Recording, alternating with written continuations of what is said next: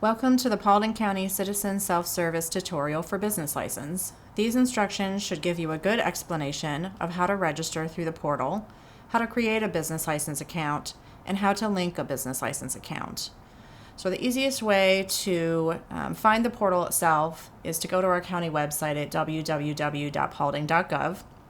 You would look under Government, or you can hover over it.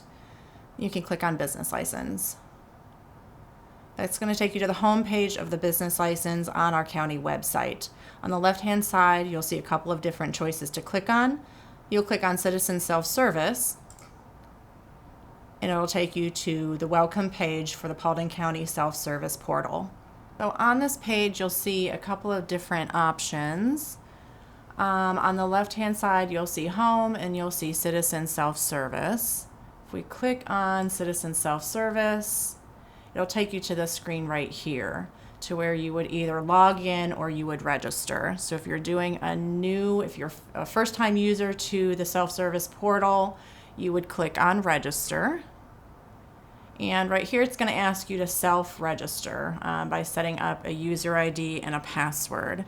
So we are going to go ahead and set those things up. I'm going to put in test 2, retype my user ID,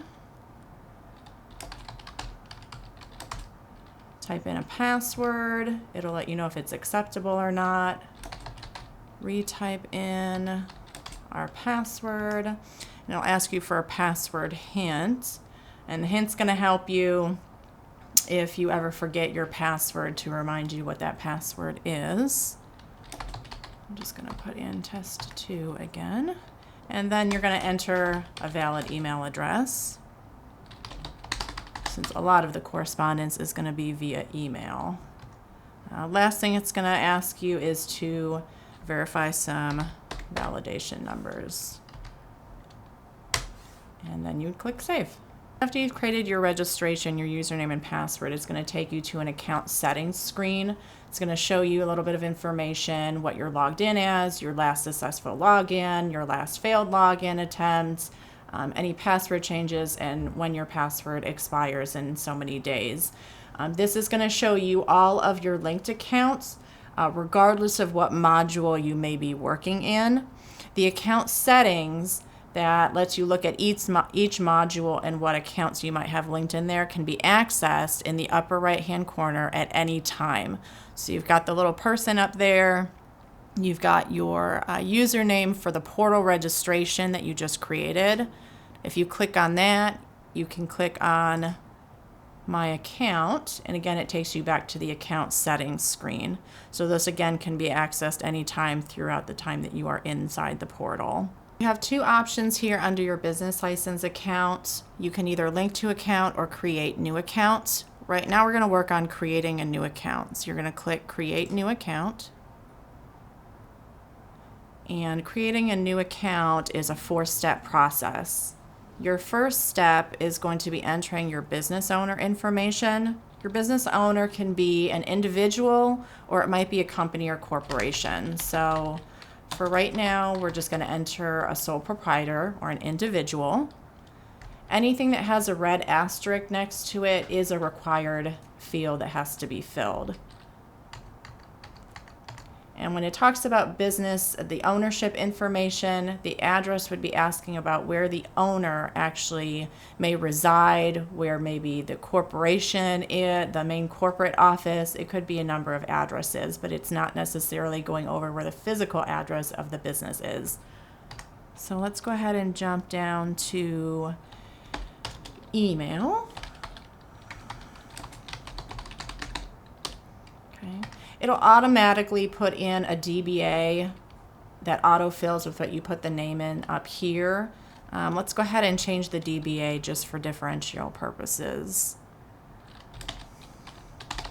I'm going to call my business License Rocks.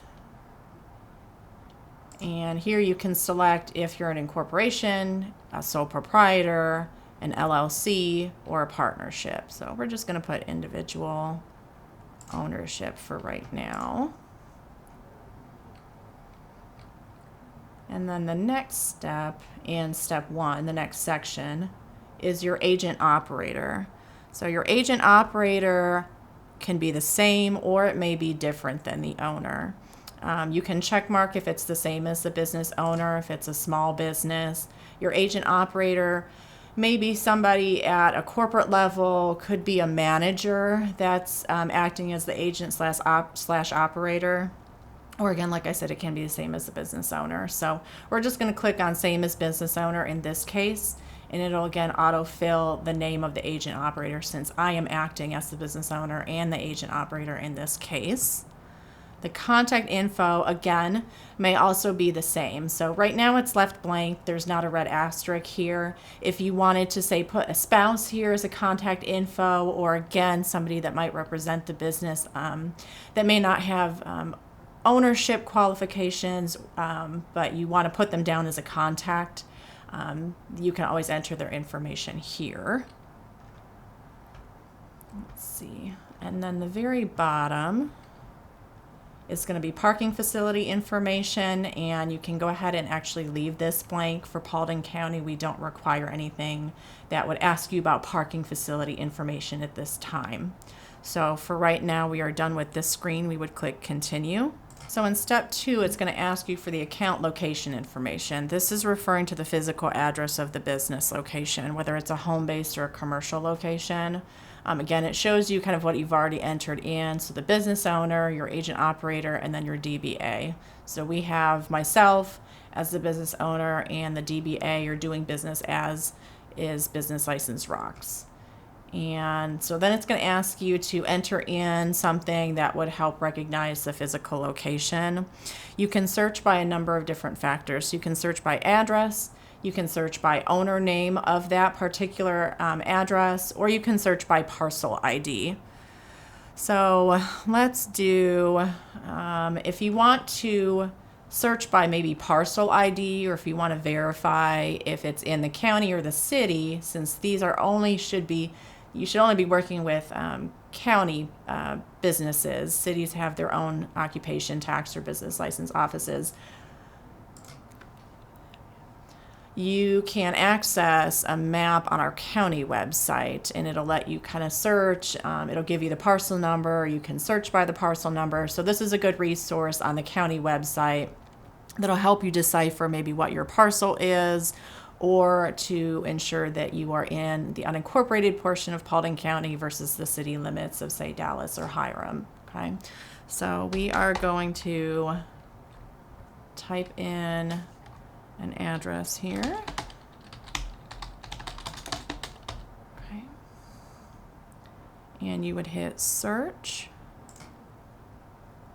And if it recognizes it, it's going to pull up the owner, it's going to pull up your parcel ID, and here's got a couple of different options for you. You can either modify your search if you needed to change it, you can do a new search, or you can actually skip to the next step. So if for whatever reason it's not recognizing your address, or something may be incorrect in here, you can always skip to the next step, and one of the technicians at the business license office will get a hold of you for further information.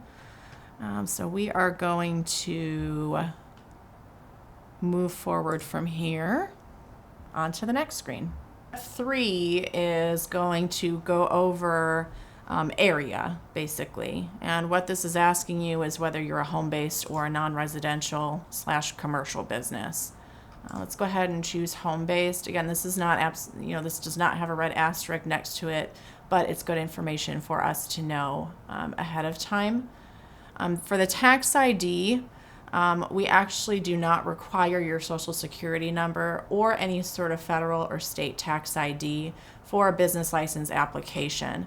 So opposed to putting in your full social security number, we ask that you enter in, you can actually enter in any numerics here. You can enter 0 and skip through from there, because again, we do ask that you do not provide us your social security number, as we do not need it at this current time for business license.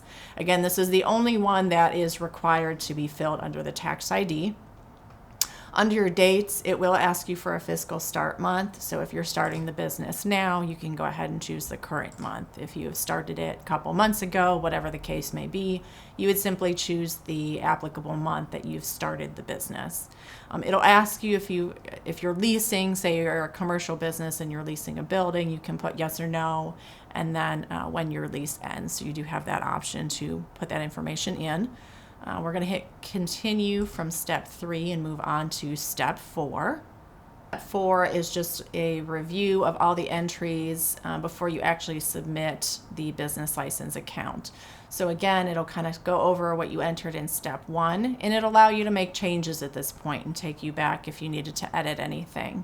So the business owner name, it'll say if there was no address or info provided, your email address, what you're doing business as, your agent operator, any contact information, the physical location information of the business, whether it's home-based or commercial, and then any tax ID information.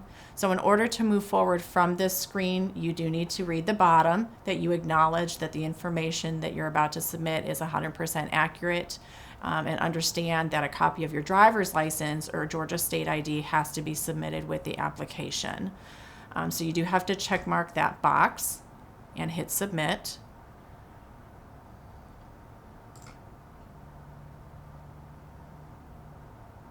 Okay. And then at the very top of this screen, it says you may want to print this page for your records. So you do want to try to print this page just in case anything happens and you do want this information on hand. So at this point, after you've acknowledged and you've hit submit, your new account has been created. So you want to go ahead and print that confirmation screen. On the screen, if you scroll towards the bottom, you can actually attach documents.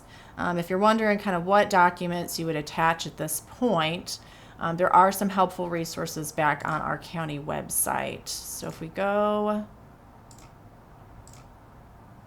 back, we're going to go back under government to business license. Those options on the left-hand side here for you where you originally clicked on citizen self-service, there's what's called a business types checklist. If you click on that, it gives you multiple options of maybe what type of business you're running. So say you are a plumber and you're doing a home office. A plumber does have a professional state license. So this first one here is a how to apply for a home office that has a state license requirement. If you click on it, it takes you to the how to apply, just a friendly checklist for you, and it'll let you know what documents are required to obtain your business license. So your business name registration, your driver's license, your state license. So say if you're doing a plumbing business, it would be your plumber's license, and then the actual tax certificate application, which is part of what the portal process is. So let's go back here. So you would choose the file, you would click choose file after you've uploaded whatever document it is, whether it's your business name registration or maybe your driver's license, and then you would go ahead and click upload. One of the other really good resources on here is back in the upper right hand corner.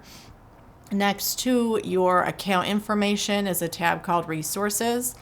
So if you click on that, with every application, it doesn't matter what type of business you're doing, whether it's a home-based or a commercial location, there's 3 required affidavits that have to be completed and submitted with every business license application. This resources tab right here does give you the 3 affidavits as well as a couple other pieces of information that you may or may not need.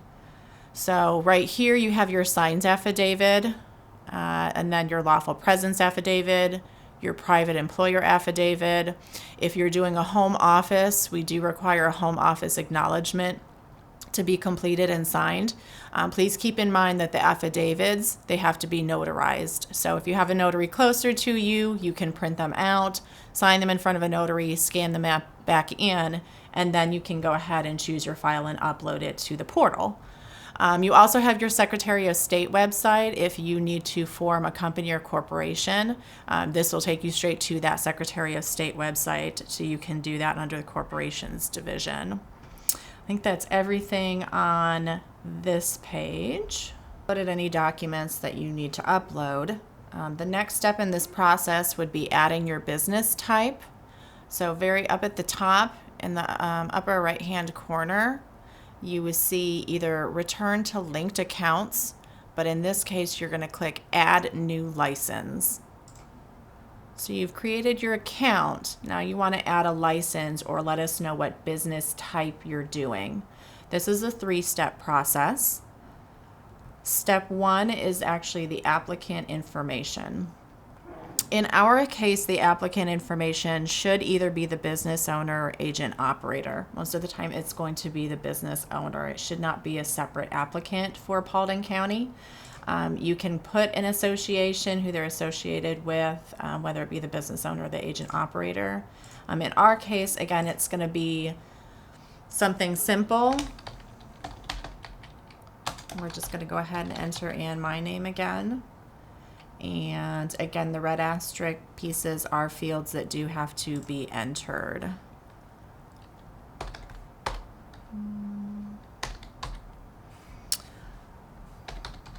we're going to enter in that phone number.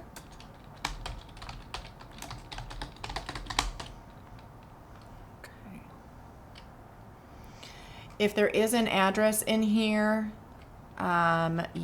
it's most likely going to be the county address. You want to go ahead and leave that address as is. There has to be a default address that talks to our system. So if you do see the 240 Constitution Boulevard in here, please go ahead and leave this address and let one of the technicians adjust any addresses that need to be corrected or changed to what your physical business address would be once they receive the information. So once you're done with everything here, you can go ahead and hit continue.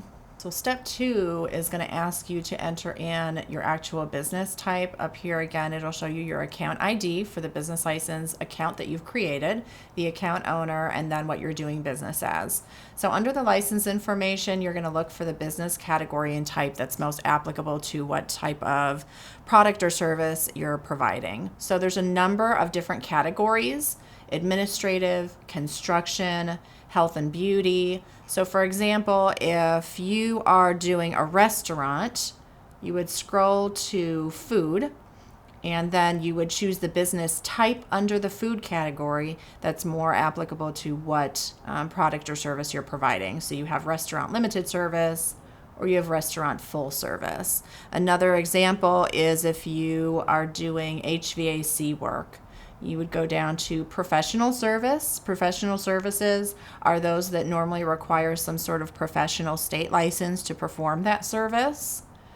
Under professional service, right here is your HVAC contracting. So those are 2 examples for you.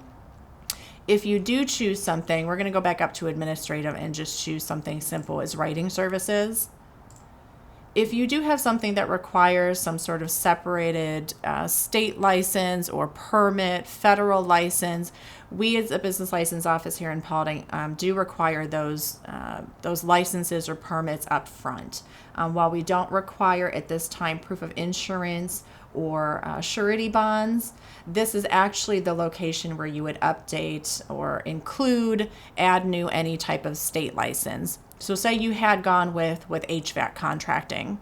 If you wanted to add your state license so that we can see it and we don't have to collect it later, you would click add new bond, and then another little box pops up and you can enter in that information. You always want to add certification. Again, we don't require bonds or insurance, so whatever other state license that you're including would be dropped under certification. So you would choose that for your type. Company, it may be an individual license, it may be in the company's name. The policy can just be the number on the license. Issue date, it should show an issue date on the license. And if you do have an expiration date, go ahead and add that in. So from this point, you can click save. And if you have any questions about whether your type of business requires a state license or not, you can always refer back to those how-to checklists. So if you've went ahead and added some sort of certification, state license, or permit, after you're done entering that information in, you would click on Update License Information. It's going to have you review the information that you've done so far. And again, it does give you the option to delete it. If you need to look at the business types again, edit it, it does give you multiple options. And then once you're satisfied, you would hit continue. And then step 3 again is a good review of everything that you've entered in for your license and business type information. So you want to make sure that you review everything, any sort of state license. You can modify any information here that you need to. And then once you are satisfied, you can go ahead and click submit from here. Okay, so this takes you to a different screen that'll allow you to view a printable application summary. If you click view, you can go ahead and print this screen. I think if you click, yep, it just pulls up a different tab so you can actually print this screen. And it is good for you to print this screen because it includes even more information than you had before. You had the account information before, now you have more of your license information, your business type. Okay. This will also give you one more option to attach any documents, either from the resources tab, or maybe if you forgot to upload your state ID or driver's license, you can go ahead and have the second opportunity to upload any documents. The office will then be notified once you submit and you view and you print your application. The office will be notified, and one of the technicians will email you for any further requirements for your account. Then you can go ahead and return to the account screen by clicking on your profile, or the business license account screen on the left-hand toolbar. So we're going to go under business license over here and just click on the account screen. And this is going to go back and let you know what account that you've specifically linked in the business license module. Thank you for watching this tutorial on the business license module of the Paulding County Citizen Self-Service Portal.